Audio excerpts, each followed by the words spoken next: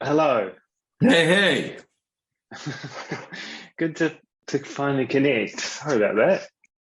Oh, anyway, something popped up that I was asked if oh, I wanted to hit yes to recording, and I hit no.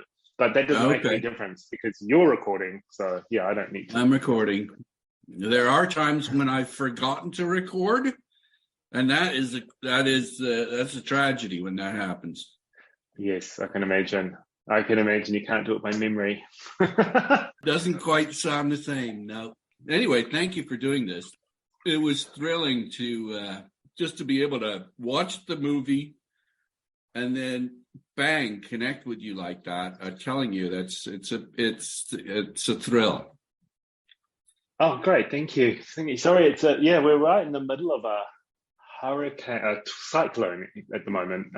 Very intermittent. It's eerily quiet at the moment. It's just passed over, but got the Pacific Ocean just out that window, and I can see quite a few ships all just parked out there, sort of sheltering off the coastline. Ominous grey skies coming. This has been the wettest summer in history that we've had because it's our summer at the moment, so it's miserable. The electricity is on and off and on and off the whole time. So in the event that we do get cut off, if it suddenly cuts out, that's what's happened. I've lost power.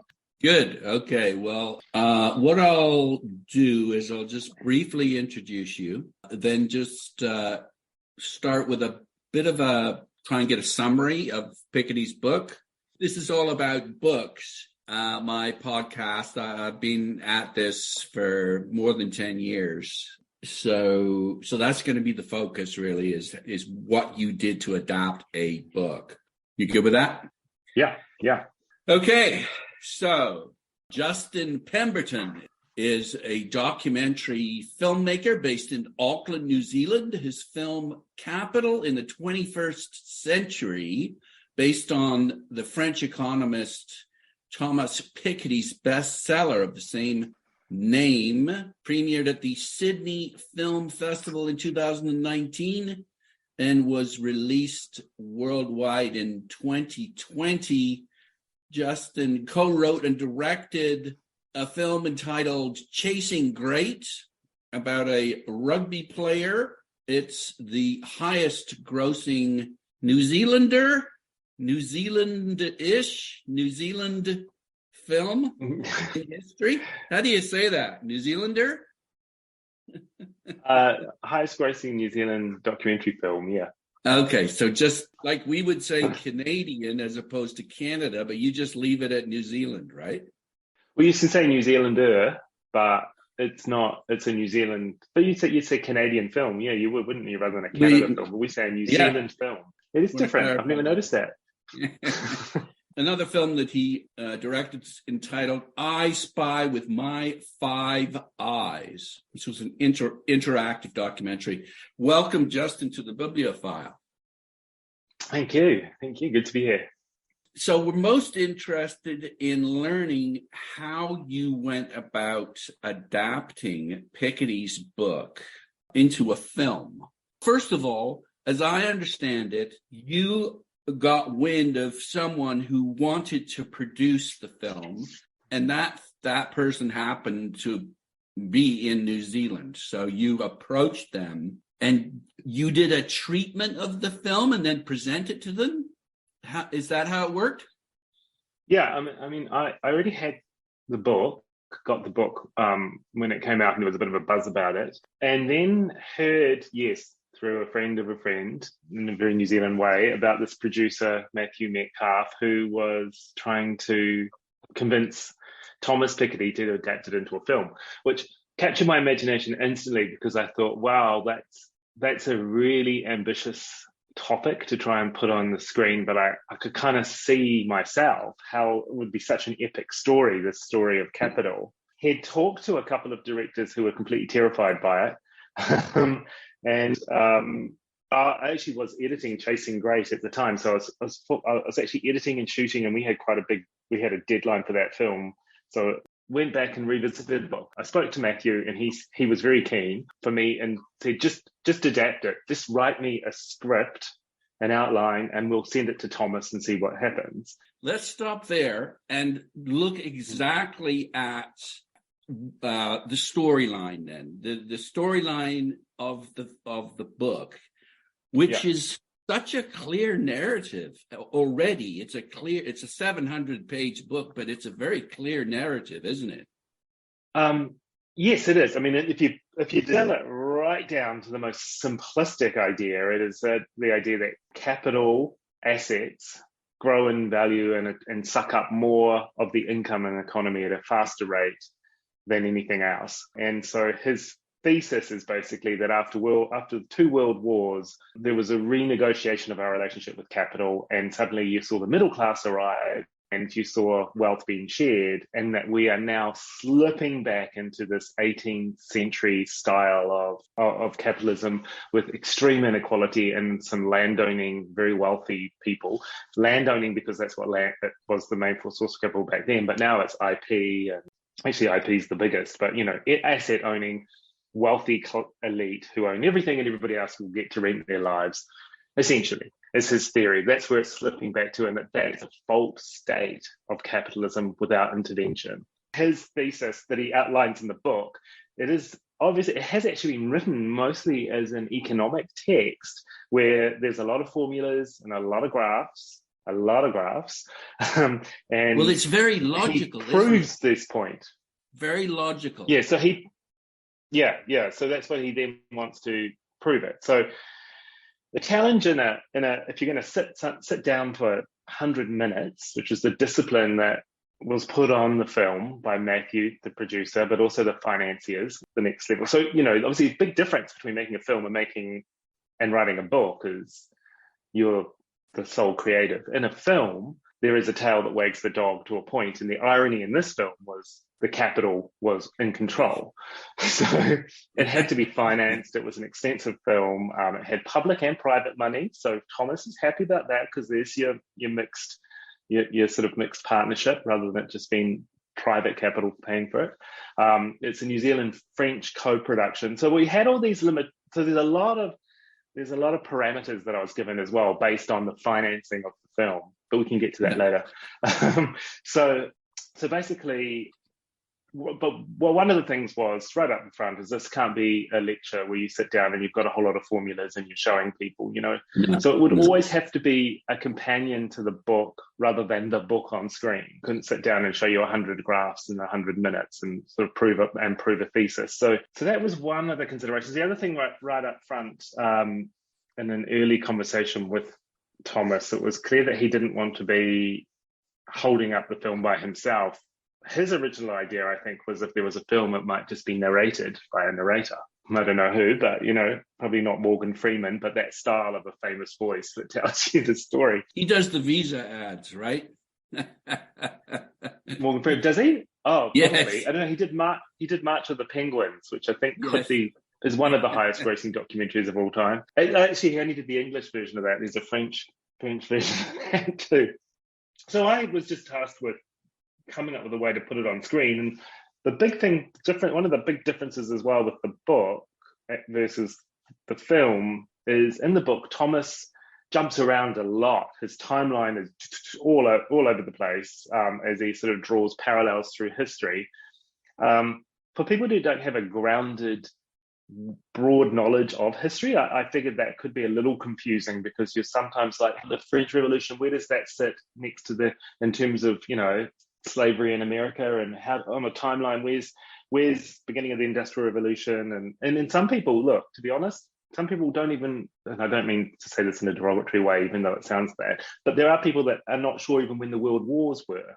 Very interesting for me was bringing in a team of people and having some very young researchers straight out of film school who did some of the archive research and things, because it was really interesting to say, what do you know about the Cold War? What do you know? What have you learned about, World War II? What do you know? And these are smart people, but it's still interesting to learn that a lot of people didn't even know were the Nazis World War I or World War II. So when you're making a film, you have to think a much broader audience as well. Yeah. So the other do you have to dumb it down? No, I would definitely not say that. But I just think you need to have you have to be understanding of what people's prior knowledge is. I don't think you should assume the audience is dumb at all. But I think you can't necessarily assume everybody knows everything. And that's where the challenge is, because it's like, what do we need to explain? What don't we? Are we preaching to the converted or aren't we? So that was obviously a lot of the discussion. Obviously this is discussion that happens later anyway. It's not in terms of my treatment. The point was I started doing a timeline for myself. And the more I looked at it, I thought, I want to actually follow Capital on a journey through time, which is the slight difference between what he did in the book. And I thought that would be an easier way for the audience, and an audience that who aren't doing a university degree in economics. It would be much easier for them to be able to see and feel the power of capital. So I sort of imagined it almost as a wild animal that gets tamed in the middle of the film with this devastation of a Great Depression and 2 world wars, and we come out the other side, and suddenly the power of capital is harnessed in some way. It's restrained and it's controlled, it's tamed. And then slowly through the 80s and beyond, there comes this idea that we need to release it again to create more wealth and its magical powers. And so that's kind of the abstract thing. I kind of thought of it as a horse in a way. And I don't know if anyone's ever noticed this, but there's a lot of horse imagery through the movie. I noticed that beautiful scene of these horses, almost like dreamlike, running along the plains right before Ian Bremmer comes in, because he uses. So that's at the end, in the snow, and this. But also at the start of World War One, it's everybody's on horseback, and so it's all these horses running in to battle and just being.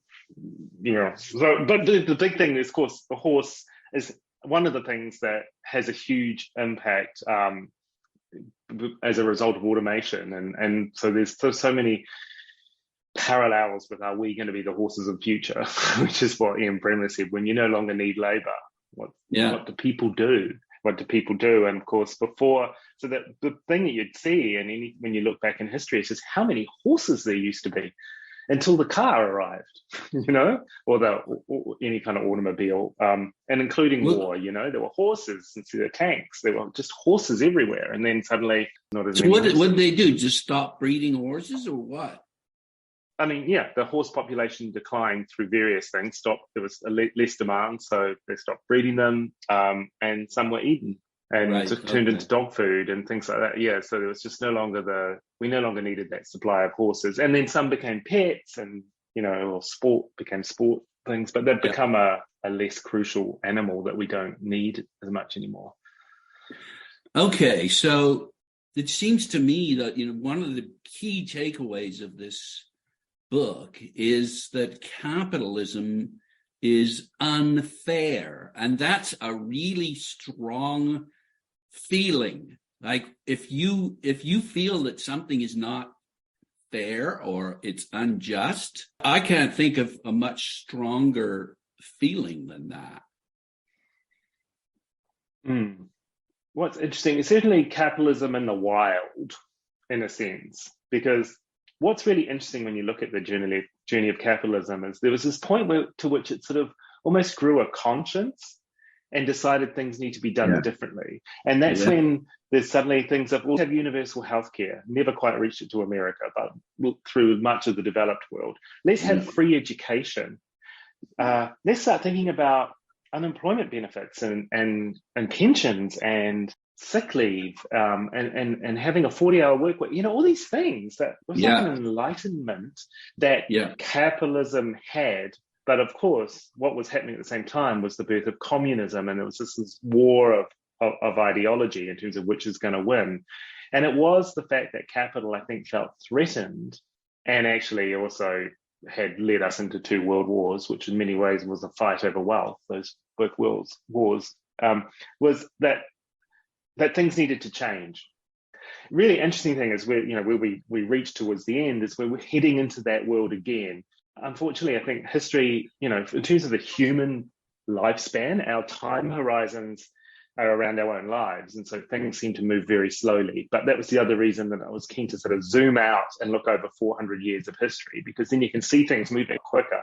So I think we're in that play again where young people in particular are looking and thinking, well, look at the prices of real estate and houses now. How could I ever own a house? Look at climate change, look at automation, look at everything that's coming down the line. That the future is not looking positive for me. I'm not going to be a comfortable, middle class person who can sort of retire and have this, even afford to have children. People are thinking, there's just how do you manage this now? And things are looking bleak. And I think the idea is it is because we've basically let loose the forces of capital, and without doubt, you've seen the rise of uber wealth to the top. Suck it up. And through things like disasters like the pandemic as well, if you look at the wealth creation that took off in that period, it's extraordinary, even to the point of the amount of money that was sucked in through government subsidies and things, them crying, oh, we need help. So it's incredible that we're hitting this inflection point again. And I think the big point Thomas wants to get across, and it was kind of one of his last words in the film, is that you don't actually need to go through those crises that we went through last time, because we know now. Yeah. We know. But if we don't address it, there could be quite a lot of crisis points coming. I think his biggest fear is the rise of fascism again.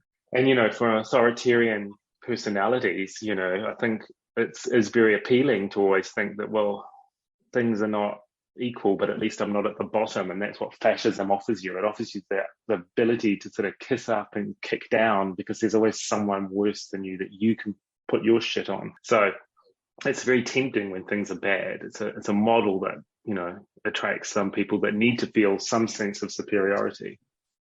And and of course, it's very tempting for politicians as well to use someone as a scapegoat, rather than deal with the actual structural issues of wealth inequality.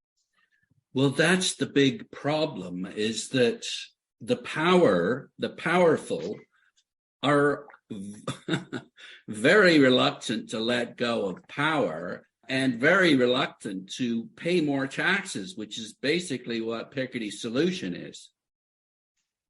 Yeah, I think it's quite interesting. There is a movement of rich people saying, tax us more now, that's starting to pop up amongst some wealthy people. Otherwise, we risk what you show in your film, which is a shitload of violence and destruction. And if you think about it, their wealth is so enormous now that actually they won't even miss it. If you look at $1 billion, how much $1 billion is, and if you wanted to try and spend it, it would be a real challenge. You've clocked up a super yacht and a plane and, staff and houses here, and you start adding it up, but you still don't get to $1 billion, which is 1,000 million. And so that's a lot. So beyond that, it's like when you've got people that are worth 100 billion, it's so insane that they couldn't spend it if they wanted to. They're not doing anything with it. It's literally hoarding. And it's hoarding because it's like a trophy. It's a showpiece now. I'm on the list of the richest, and I'm the richest or second richest man in the world. So I'm going to, blow 40 billion on Twitter or whatever, so because I can. It's meaningless. So that's when it becomes, this term that's not in the film that I only heard later, which I just love, is it's referred to as morbidly wealthy, which is where it actually becomes toxic. And I love them. Morbid wealth. Okay, so let's just focus then on exactly how you converted what you read onto the page. To start with, I broke it into 3 acts, which was quite a good way for me to imagine a film. Documentaries are often 3 acts, but other things can be 5 or 9. But for me, it's like to make it more simple. And so I had the past, the present, and the future. And obviously, traditionally, Act 2 is the long one. Act 1 is the big setup, and then Act 3 is some sort of resolution or sort of, where we're building to. So basically, I wrote this thing, I broke it down, I put what I thought, and tried to bring in real-world examples of things like the gig economy and stuff like that. I went to Thomas. He was really positive. I mean, that was a very, very, very, very scary moment of thinking, here comes the feedback. Because he hadn't 100% agreed to the film yet. He had agreed to look at it. There were other producers who were sniffing around saying, we'd like to make the book too, which I think is just what happens when a book becomes a bestseller. I don't know what their ideas were, and I don't even know who they were, but I know that they were from, I think, one was American and the other was European, but it could have been British European. I'm not sure. But and we were the people from down the bottom of the world. So I think that was actually something that appealed to him. In fact, he said it was that he liked the fact that he didn't see us as part of the global north, which, economically. Well, you're clean. But... You've got such a lovely, clean reputation, just like Canada does. Yeah, I think he sort of thought, or a Scandi country or something. I think, yes, we might as well be from Denmark or something. But anyway, but the big thing, and he said, I remember they got this email back saying, I think I'm going to like the movie very much, which was huge. He did say, though, that most important for him is at least 50% of the movie is dealing with the past. At least 50%, because he thinks that's the most important thing. So we rebalanced it a little bit. So, and he was right. There was we need to do a lot more back there. But I decided maybe I'd have glimpses of the present day that we'd punch into and then jump back in time to keep showing some sort of relevance. So there are little sequences that will appear, and then we go back in time, talks about the Gilded Age, and you get flashes of modern day world and art auctions and, modern day wealth. And then it goes back in time to the Great Depression or something, that's one way to keep the past intertwined with the present. And actually, the way it worked out, I decided not to focus too much on it, except just take it as a high level note, but actually works out almost impeccably. The halfway point in the film is the arrival of Ronald Reagan and Margaret Thatcher. And that is the inflection point. That is where the argument comes up. Look at Germany and Japan, the countries that lost the war. They're getting ahead. They're catching up. We need to release the power of capital. And Margaret Thatcher's like, let's sell off the public assets like British Airways and the railways. And everyone's going to benefit because it'll trickle down to the lowest, and we'll all be we'll all be really happy. The surprising point, which I think Joseph Stiglitz pointed out, was they knew that inequality would get worse, but they didn't really care because they thought, well, everybody will get better, which is sort of like, yes, we'll get richer. Of course, we'll be the ones that get the richest, but you'll still be rich. So and for a little while it did work. And there is certainly a romance around Margaret Thatcher and Ronald Reagan that is everlasting into their political parties today. In Britain, and the Conservative Party, there's so much of this, I'm the next Margaret Thatcher that, Liz Truss was saying and Rishi Sunak was saying, and even Boris Johnson, sort of, even though he likes to think himself more as a Winston Churchill, but they do sort of idolize her in the same way in the Republican Party. There's a lot of sort of romance around Reagan. Well, and the really weird thing is they do look stately by today's leadership standards. Well, I think that's a bit like George Bush looking so good now compared to what we got with Trump. And of course, it's telling that Trump uses exactly the same "Make America Great Again" that Reagan used. Yeah. That was something we definitely wanted to put in. Actually, I started filming the day when Trump got elected. We were supposed to be in New York shooting at a voting booth. I asked if we could be at Trump's rally, even though everyone thought Hillary was going to win. Unfortunately, again, the capital, the financing hadn't closed in time. So even though we had the shoot set up, we couldn't go. We ended up not being able to cover that part of the election, and we started shooting, I think, 2 weeks later in London. But that was very much the start of the film, was him getting elected. So I was filming, most of the interviews were done in the end of 2016 and through 2017. He was very much the big political movement and figurehead that loomed over the entire production, but made a decision not to put him in because I had this feeling of he's now, and this film isn't about what's happening right now, and he is a symptom rather than the cause. He's the result of this sort of autocratic dickhead that is taking advantage of people's resentment. Oh, totally. I mean, he is obviously a very wealthy man that has talked about how he's going to fix this broken system that's unfair, and then hasn't. Yeah, exactly. Okay, so first of all, the reason I was getting at the unfairness of the whole system and the emotional upset that causes, making a film, as I understand it, this is exactly what you have to appeal to, is the feelings of the audience. So again, what you did, the 3 acts, then you basically filled in a sort of chronology, and then you went after either footage from old black and white films, or you shot your own stuff, or you used new films too, newer films anyway. So maybe you could just take us through that a bit. One of the things that Thomas uses a lot in the book is he talks about what was pop culture of the era. He doesn't really talk too much about movies, but he talks a lot about literature. So he talks a lot about Balzac and Austen, and and uses them as as records of a public mood and sentiment and the ideas of the day. And I really liked that and thought, well, if you actually look at sitcoms and music and contemporary films, they are all reflecting ideas and moods of the day as well. So, I mean, one of the big classics is Wall Street, right? The Oliver Stone film, which when Oliver Stone released it, was supposed to be a commentary on this disgusting greed and unfettered capitalism.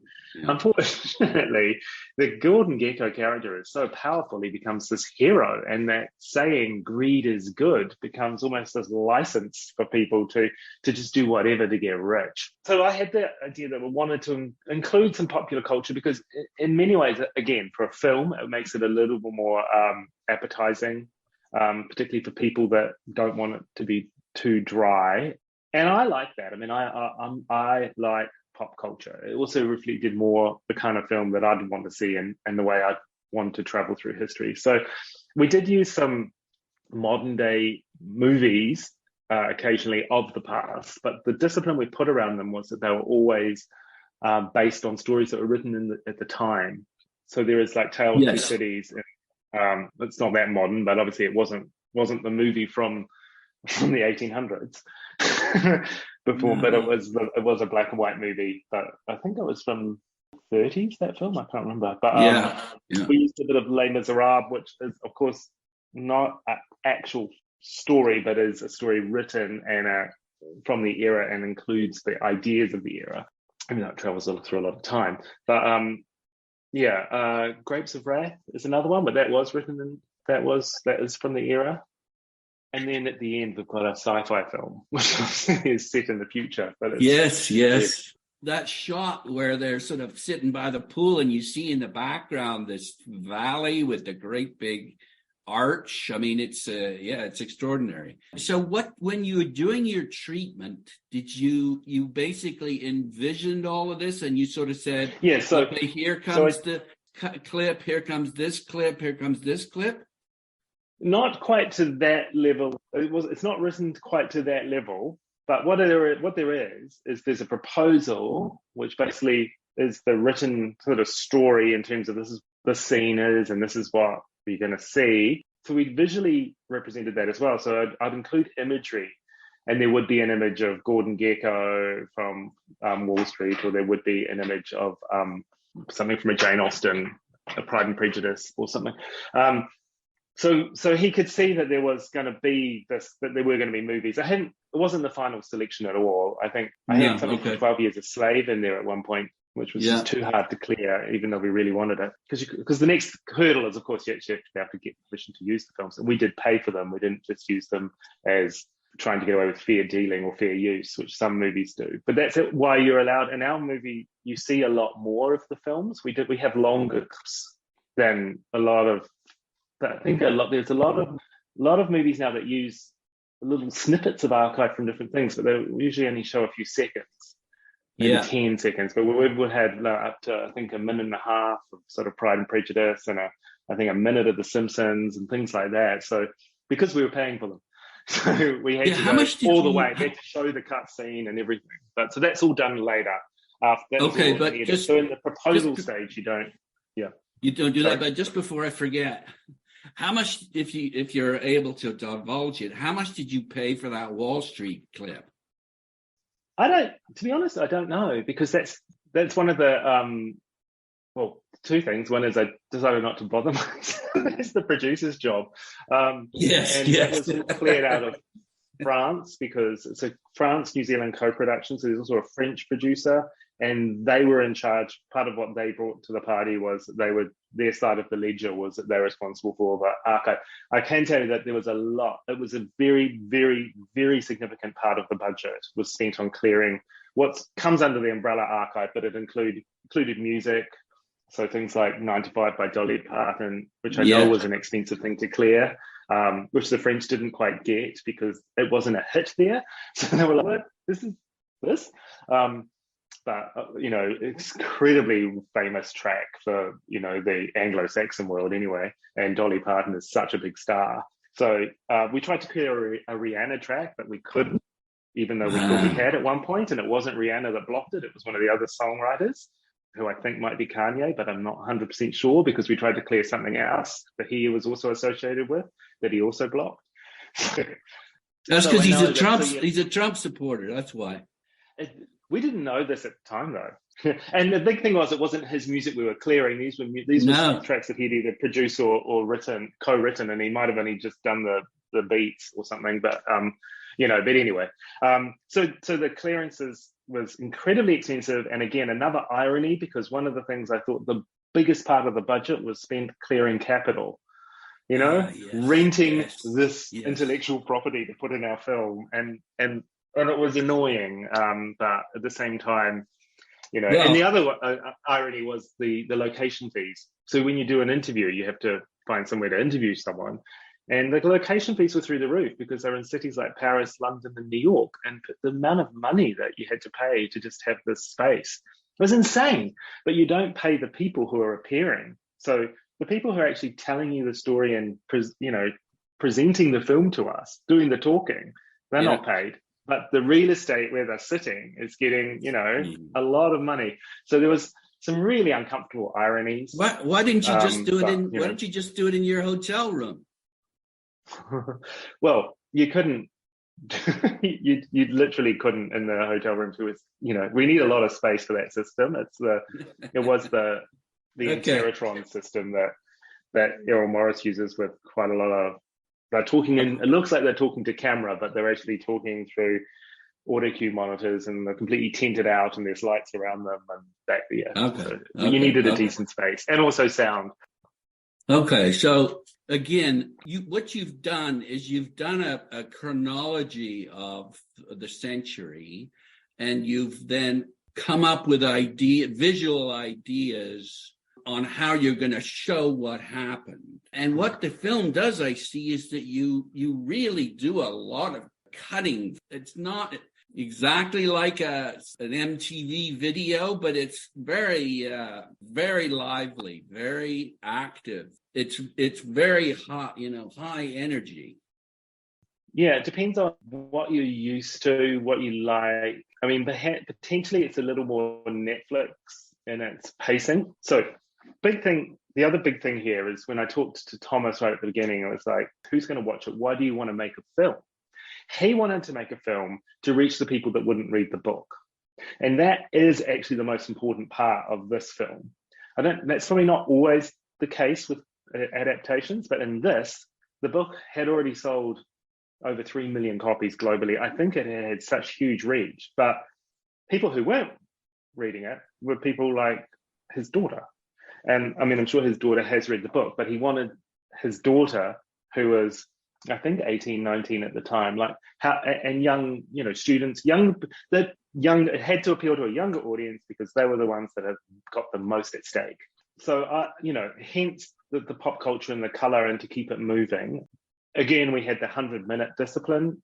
There were moments when I thought I could have there were moments where it slowed down, we're like, we need to slow this down. And then again, someone would come over the top from the producerial capital, the money side, and go, no, you need to speed this up. It was bizarre. It was different hands or different parts of the brain, moving in different directions. So that's where we landed in the end. It was a very strange thing. I mean, I had much longer scenes at one point, and we were racing against a deadline to get it done. And I had 3 edit suites running at the same time, 2 that were still cutting the film, and a third one that was cutting everything down. And the film hadn't actually been completely finished yet because of archive we were still waiting for and things. So it was a very interesting and strange process, but actually a process that probably has more in common with contemporary creative processes. Particularly, I was reading an interview with Beyonce where she was talking about her creative process, and she has multiple studios running at the same time and different teams of songwriters, and she's whipping. And I was like, okay, I need to think that I'm making it like that. And that helped a lot when I thought about it like that. And it is a collaboration, as opposed to, quite different with writing a book. It's very much a solo effort. I don't think, there's not a lot of collaborating other than perhaps an editor. Whereas a film, besides there's the finance that's paying for it that has its restrictions on it, and that could be just from delivery or budget, or it could be from we want more of this or less of that. They have quite a big say. And then there's producers, then there's obviously me and the editors. I had 3 editors on it.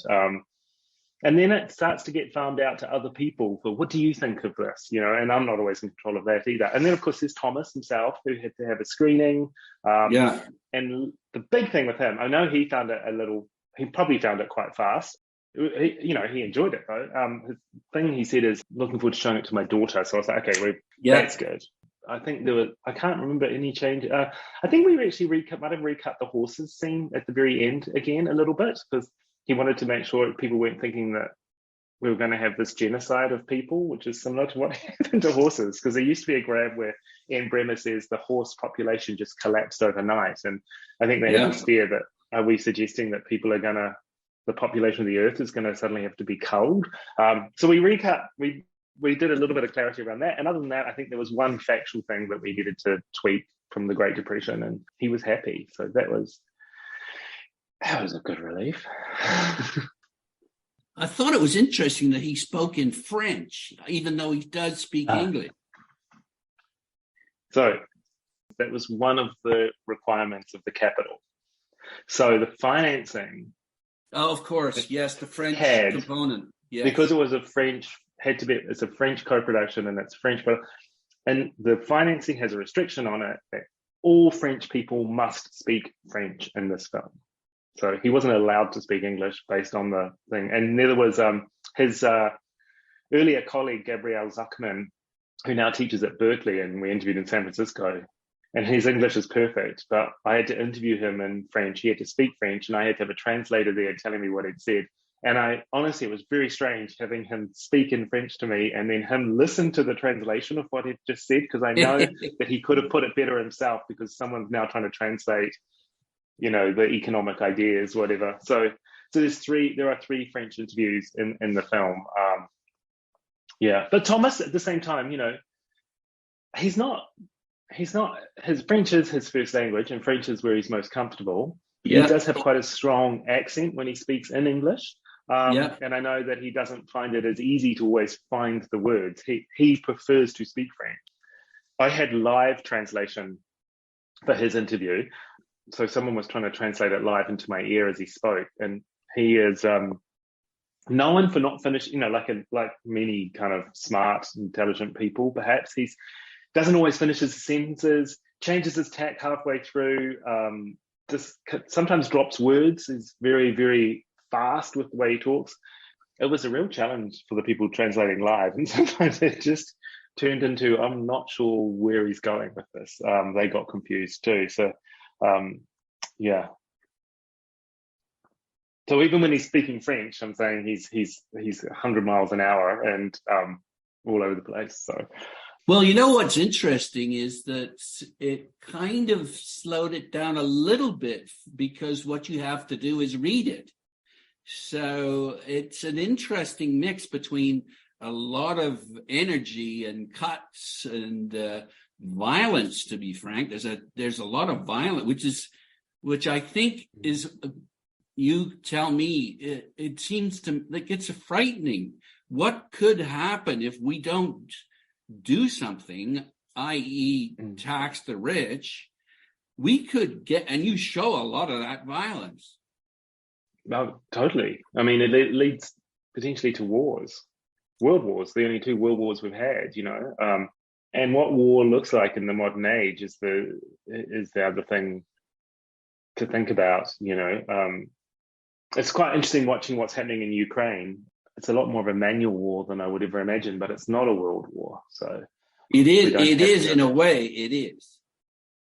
Well, it's not in this. It's not in the sense of like we're not. It's not being fought with all the modern toys. Not really toys, but modern warfare weapons that exist. It's still operating with a lot of men on the ground. Yes. And they're using.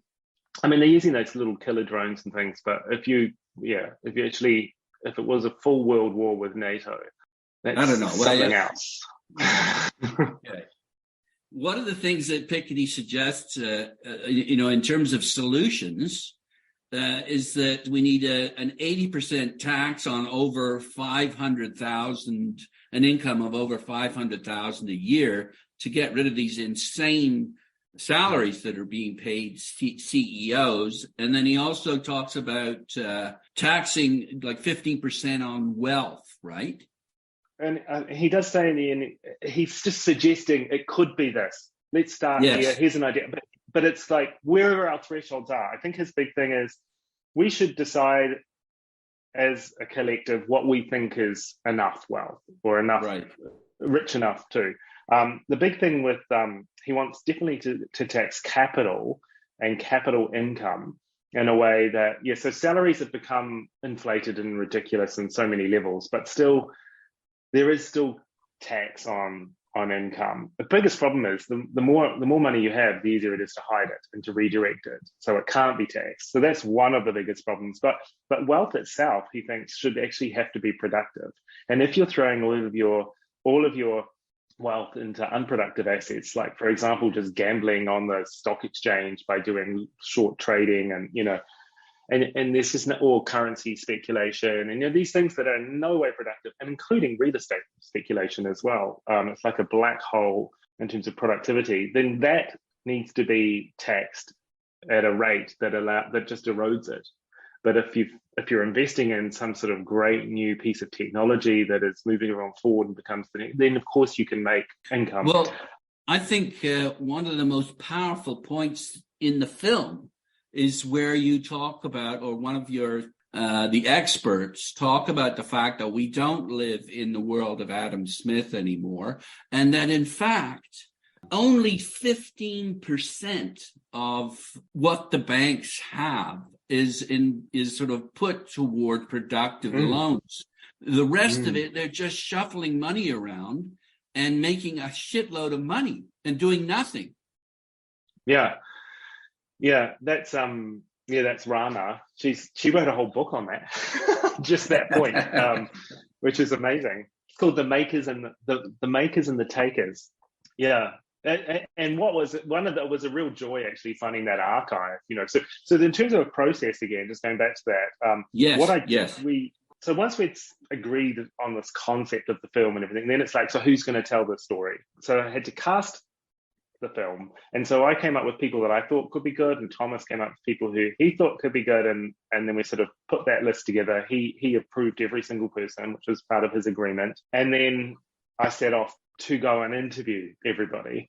You'd interview people about almost the entire book, so it was these big long interviews, 2-3 hours each person at least, and then start to cut the themes. This person can talk on this. What's Francis Fukuyama going to talk about? He's here. What's what Ian Bremner and his horse's story, for example. I didn't even know about that analogy that he was going to bring up. It was great. I loved it. And I thought, well, that's obviously an end towards the end, and so then it's kind of a search for archive at that point. So when Rana brings up the point of Adam Smith, it's like, where are we going to find this imagery? And it was amazing that in the 1960s, America produced all of these little short animated clips, basically selling capitalism as an idea. Wow. And it was part of an ideological war with communism, obviously. And so even then, I mean, it wasn't the Adam Smith world, but they showed this concept of America as an idea where, you can borrow money and get rich, and this is how it all works, and they were so charmingly naive. I loved them. Those little animations. He just goes and speaks to everybody he knows, the man, and they give him money to help set up his hat business. Even in the 60s, it didn't make sense, but that's a charming idea. And I loved seeing that as a fairy tale. That's what those early animations were. They were sort of fairy tales, and it's a pretty seductive fairy tale, but like all fairy tales, it's actually a made-up fantasy. Well, I think that's what the film does too, is it busts the moral justification for capitalism. It shows that it is just a myth, and that wealth is the myth being that wealth is generated by efforts, ingenuity, risk-taking, intelligence, merit. That, and again, these are things that are wonderful about capitalism. But it's just a myth.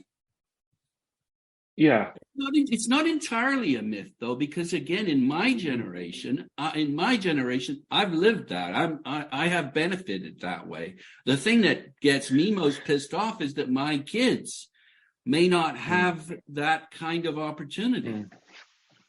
I think the big thing that we wanted to get across is that capitalism can be morphed into a different kind of capitalism. So Thomas talks at the end about there are many different kinds of capitalisms. There's not just one. But we talk about it as if this is capitalism. And what we need to do is actually create a new form. A 21st century, we need to reinvent it in a way that actually is a fairer system. So if we believe that a meritocracy is important, where hard work and skill should get you ahead, then we should allow that. We shouldn't default, and this is why we wanted to open with the fall of communism, shouldn't default. We're not saying it's this or this. It's not binary. It's not, okay, we're communism then. And so we definitely show right at the beginning that is a failed idea and it didn't work and it was corrupted. But, as it was Karl Marx that said that capitalism will eat itself in the end. Like, it will create a lot of wealth, it will create a lot of invention, it gives a lot of incentives. So even he recognized that there was positive potential and there were some great things that could be achieved through it. But his concern was always, what's the end game? And we're now arriving at that end game, which is that point where capital will concentrate into such large pockets that is completely unproductive and is actually toxic to society.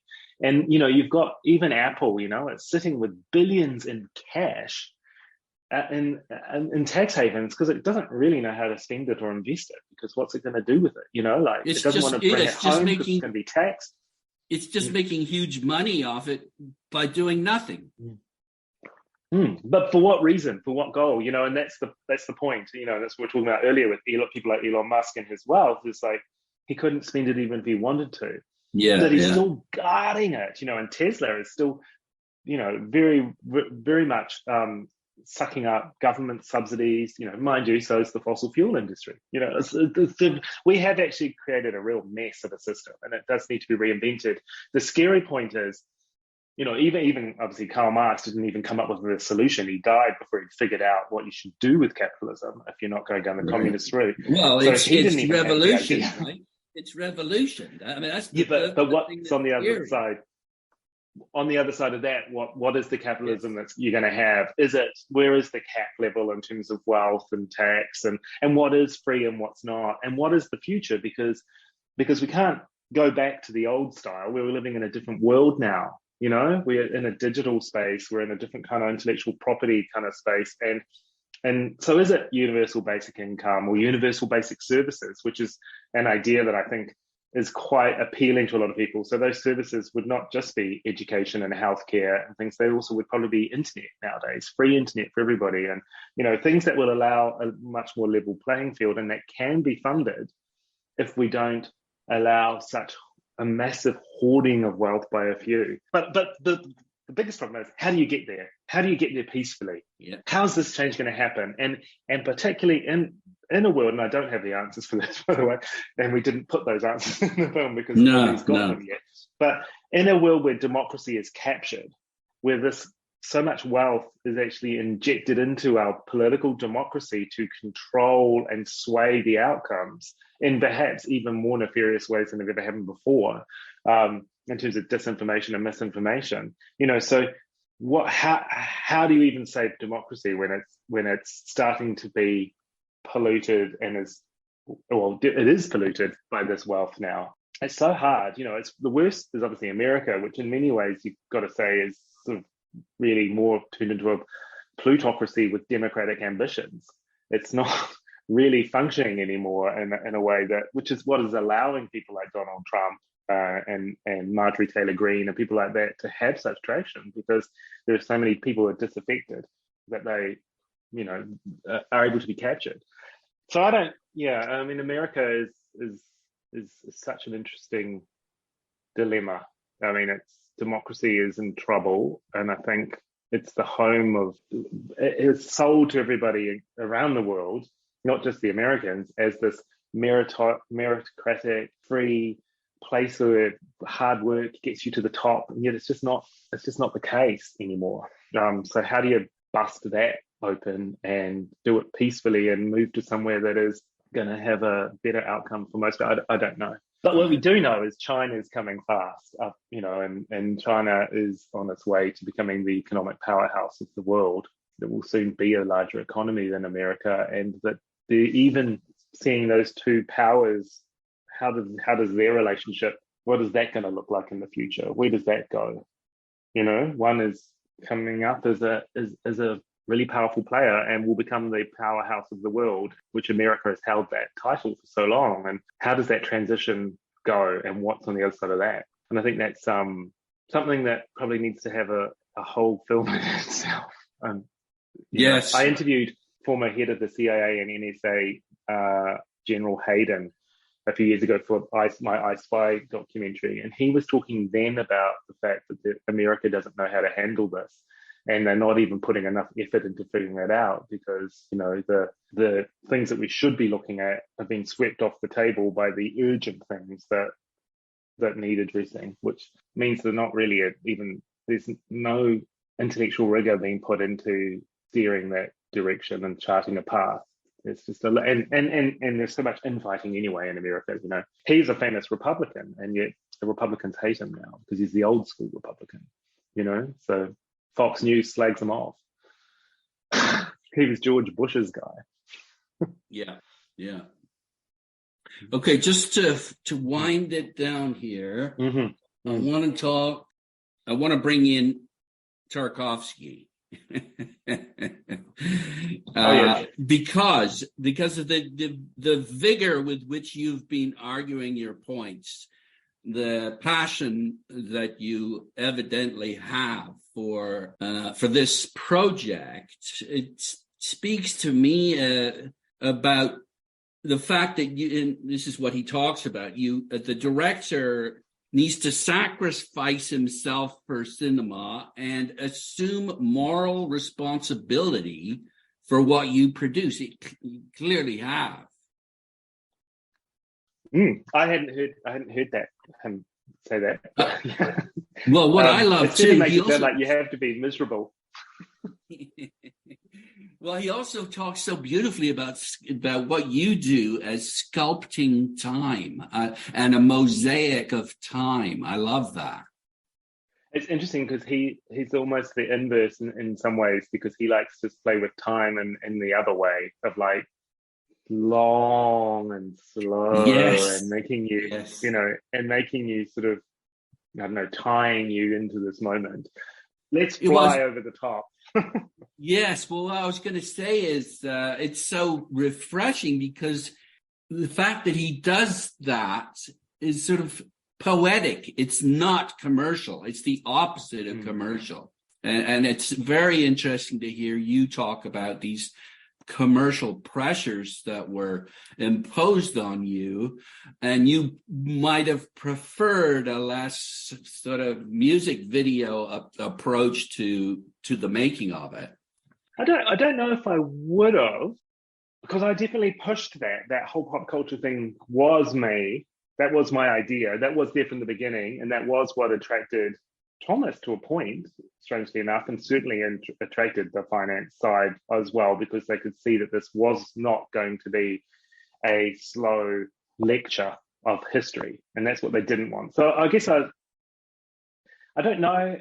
I certainly had longer scenes, but it was a longer film, and that's the difference. But also when you're dealing with archives, so like World War II, I had a I loved the original scene of that. It's sort of twice as long, and it's only 2.5 minutes, I think, in the film anyway now, but it was like just under 5.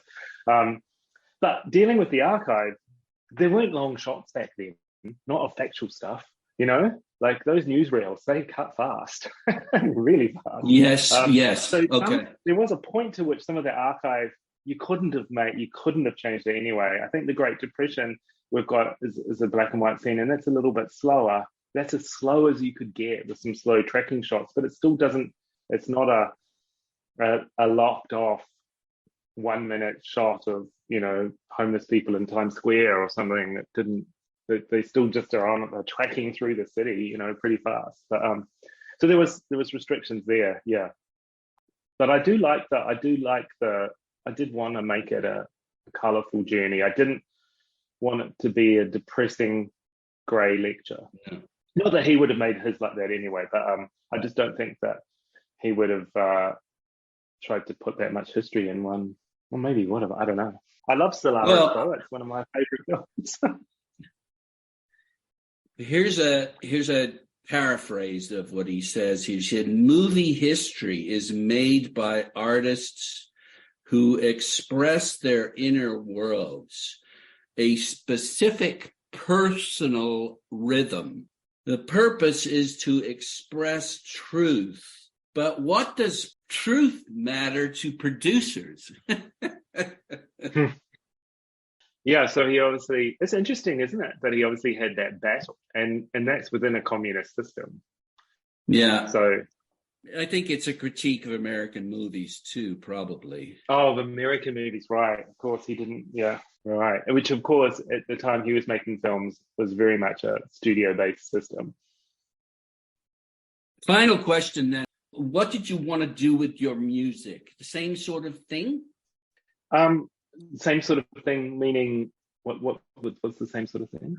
Well, the same sort of thing is appealing to a young audience.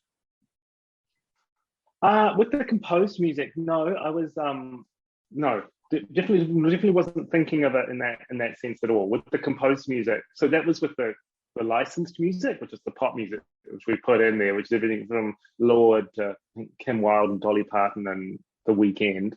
But with the composed music, we worked with a French composer who was half of the French band Air, which were an electronic band, and I liked the idea of it being electronic but atmospheric. And I would say that sci-fi cinema was a major reference point. I love science fiction soundtracks a lot. So I worked with JB, and I would put often some temp tracks down, and it might be anything from sometimes I think we even used something from Blade Runner at one point, or Solaris. But I just find things, but more often than not, he actually started composing in front of me. So he started saying, I had all these tracks. So he'd say, here's something, and so I kind of let him steer it a lot. I remember for the Nazi Germany scene, I had something that was as a temp track that was a little bit sadder, and he completely reinvigorated it and put something that was a lot harsher and a lot more threatening. And I was like, oh, that's actually way better. So I was actually quite excited to work with him. But what feeling? What feeling did you want to elicit from the audience? What do you want? Well, it depends on the scene. So each scene was different. So with the horses at the end running through the snow, it was something that was a little melancholic that then grows as we move into the idea of all these robotic machines making all the cars and touching that driverless cars, into something that's gone from melancholy into something a little more threatening and modern and epic. And that track goes from something quite gentle, I think it's just piano, that's lonely, into something that builds and builds as the robots start making the cars, and the cars sort of clog the freeways, and then we end up in that science fiction film of LA in the 2050s or something. And also that scene has an echo of the horses running into the war, which I think is a similar piano. I think we actually echo. So the music kind of ties together in some places.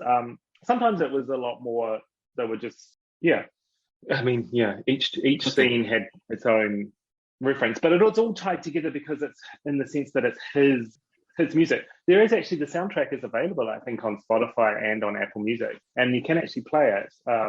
He hasn't got all the tracks. This is really interesting because he chose to release that. Doesn't have all the tracks in. They were all of my favorite ones because I think there's a lot of cues. And I was like, oh, he didn't put that one in. I love that one. Yeah, But but it's interesting to see the ones that he plays, and I quite like listening to it. It's really good to play it. It's good music to work to, and that's interesting in itself. But it's really good music to work to. But that's most science fiction soundtracks. I think often you put them on because there's no vocals. So it's just music, and it transports you into a place that actually is quite good for writing. that's why Hans Zimmer is so good. And I should mention, totally. I should mention that my daughter loves the soundtrack. So Okay. Right. Best advice and this truly is going to be the last question, for someone who wants to adapt a book into a treatment for a film.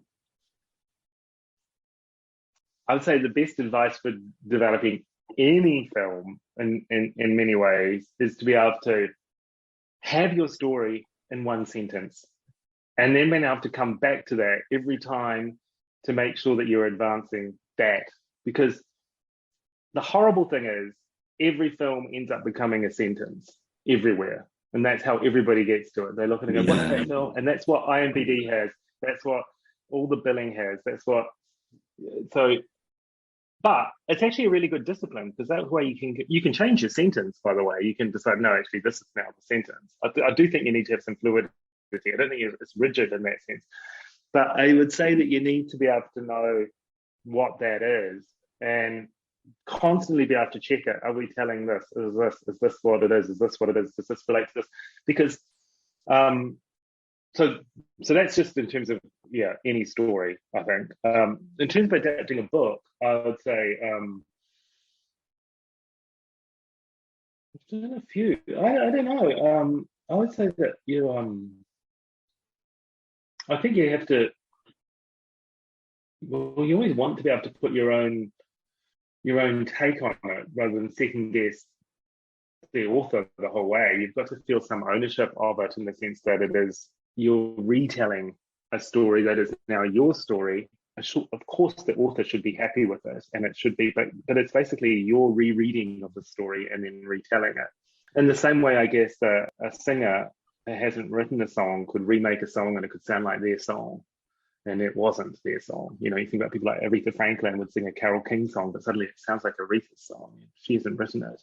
And in the same way, when you're telling the story again, but you're owning it and telling it from what you're getting out of it in terms of the soul, the message, the feelings, everything that is to you. And I think that's probably the most important thing, because if you don't have that, it won't feel authentic, and you can't really be second guessing what someone really meant all the way through it and trying to tell their thing. So I don't think you can get too hung up on being too authentic to your reading of what the author wanted. Hopefully you're on the money with what the author wants.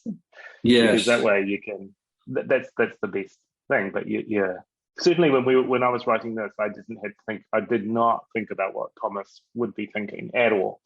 Yeah. I just kept thinking, what do I see? What would I imagine? How would you do this? What would you go, where would you put this? How does this, and then just, I actually didn't have a lot of time to think too much in the original script because I was working on something else at the same time, which was quite pressured. So which was probably really good for me because I didn't second guess it too much. And I wasn't really aware. I was aware it was being sent to Thomas, but I just wasn't really focused on that. And just thought, well, he's either going to like it or he's not. And I do have to be able to make it. So I just need to make sure that I've actually written something that I can actually make and that I would make. And then luckily he did like it. And I did get to make it. Yes. Well, I mean, the two are different. They're different, unique art forms. What you're doing is a different artistic expression than writing a book. It's different. It's its own thing. Anyway, the word that I want to use is crucial. It seems to me that watching your film is crucial. It's even more important than climate change, the crisis, because if we don't do what you're suggesting in this film, we won't be able to fix anything. I mean, certainly capital is the thing that's got in the way. It is completely the thing that has got in the way of climate change being addressed. Science has come out that shows that BP were on the money with their internal research about what was going to happen, and they buried it. Yeah. And the oil companies have lobbied against any kind of action on climate change. And that's so fossil fuel capital has gotten in the way of this being addressed. They've spread disinformation. They've lobbied politicians to not change it. They're even continuing to be subsidized to this day. It's insane. It's just insane, and it's capital that's got in the way. So yes, it is. It's a roadblock to the future. Great. Well, thanks for talking about this film. It was just, I was so excited to talk to you, and you fulfilled my hope of having a good conversation about it. Thank you so much. Thank you for your interest too. Appreciate it, and thanks for being tolerant with the ever-changing situation. It's been great talking. Thank you. Very good. I've been speaking with Justin Pemberton, who is a documentary filmmaker based in Auckland, New Zealand? Yes. Very good. Thanks again so much.